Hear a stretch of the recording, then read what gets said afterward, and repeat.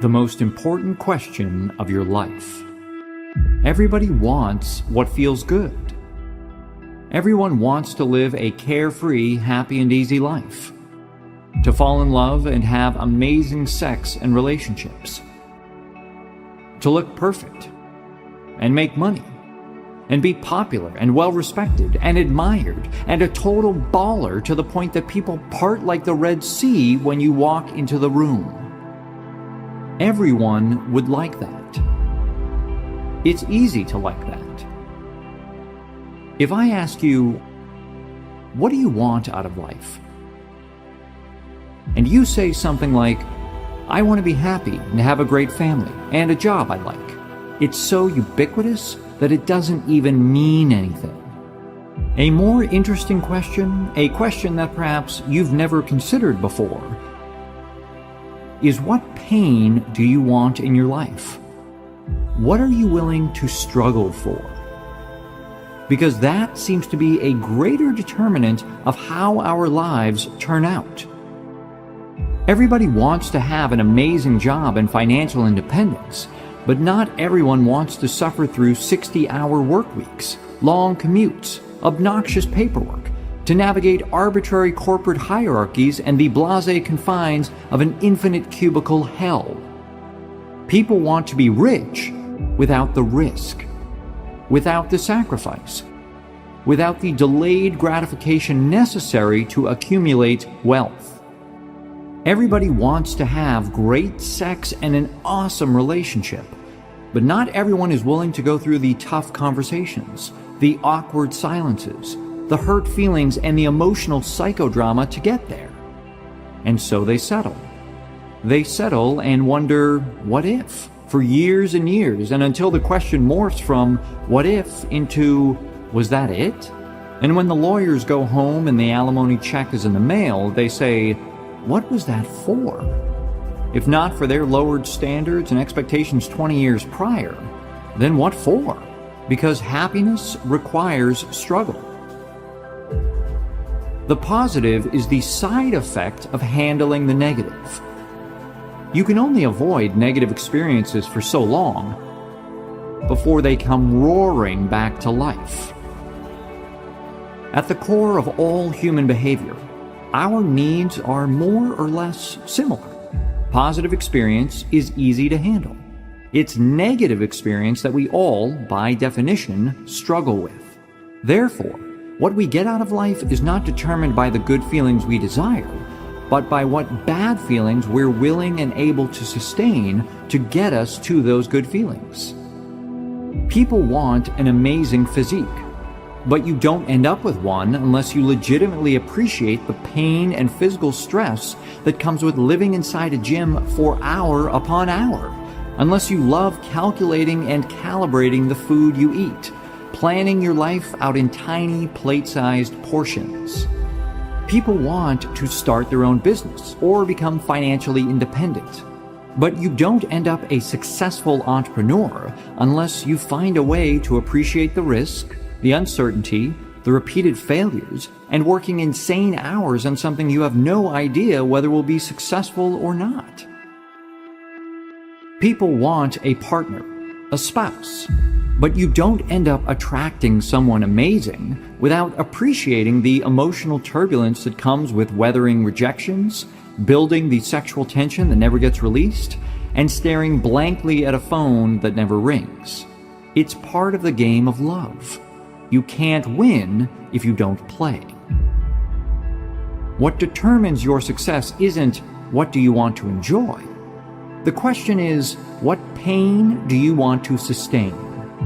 The quality of your life is not determined by the quality of your positive experiences, but the quality of your negative experiences. And to get good at dealing with negative experiences is to get good at dealing with life. There's a lot of crappy advice out there that says, you've just got to want it enough. Everybody wants something, and everybody wants something enough. They just aren't aware of what it is they want, or rather, what they want enough. Because if you want the benefits of something in life, you have to also want the costs. If you want the beach body, you have to want the sweat, the soreness, the early mornings, and the hunger pangs. If you want the yacht, you have to also want the late nights, the risky business moves, and the possibility of pissing off a person or 10,000. If you find yourself wanting something month after month, year after year, yet nothing happens and you never come any closer to it, then maybe what you actually want is a fantasy, an idealization, an image, and a false promise. Maybe what you want isn't what you want. You just enjoy wanting. Maybe you don't actually want it at all.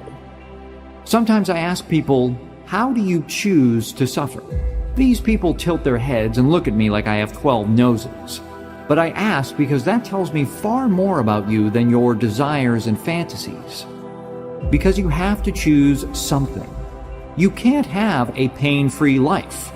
It can't all be roses and unicorns. And ultimately, that's the hard question that matters. Pleasure is an easy question, and pretty much all of us have similar answers. The more interesting question is the pain. What is the pain that you want to sustain? That answer will actually get you somewhere. It's the question that can change your life. It's what makes me, me, and you, you. It's what defines us and separates us and ultimately brings us together. For most of my adolescence and young adulthood, I fantasized about being a musician, a rock star in particular. Any badass guitar song I heard, I would always close my eyes and envision myself up on stage playing it to the screams of the crowd, people absolutely losing their minds to my sweet finger noodling. This fantasy could keep me occupied for hours on end. The fantasizing continued up through college, even after I dropped out of music school and stopped playing seriously. But even then, it was never a question of if I'd ever be up playing in front of screaming crowds, but when. I was biding my time before I could invest the proper amount of time and effort into getting out there and making it work. First, I needed to finish school. Then, I needed to make money. Then, I needed to find the time. Then nothing. Despite fantasizing about this for over half of my life, the reality never came. And it took me a long time and a lot of negative experiences to finally figure out why. I didn't actually want it. I was in love with the result. The image of me on stage, people cheering, me rocking out, pouring my heart into what I'm playing. But I wasn't in love with the process. And because of that, I failed at it. Repeatedly. Hell, I didn't even try hard enough to fail at it. I hardly tried at all. The daily drudgery of practicing, the logistics of finding a group and rehearsing, the pain of finding gigs and actually getting people to show up and give a shit, the broken strings, the blown tube amp, hauling 40 pounds of gear to and from rehearsals with no car. It's a mountain of a dream and a mile-high climb to the top.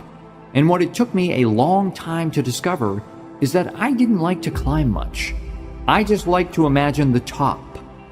Our culture would tell me that I've somehow failed myself, that I'm a quitter or a loser.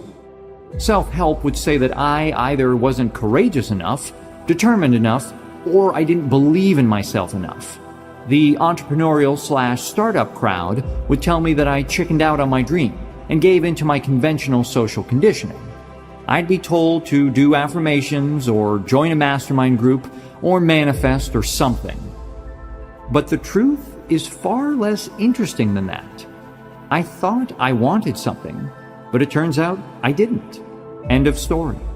I wanted the reward and not the struggle. I wanted the result and not the process. I was in love not with the fight, but only the victory. And life doesn't work that way. Who you are is defined by the values you are willing to struggle for. People who enjoy the struggles of a gym are the ones who get in good shape.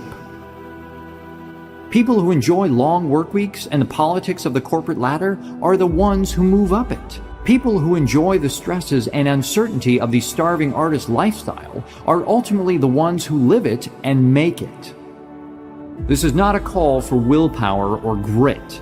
This is not another admonishment of no pain, no gain. This is the most simple and basic component of life. Our struggles determine our successes. So choose your struggles wisely, my friend.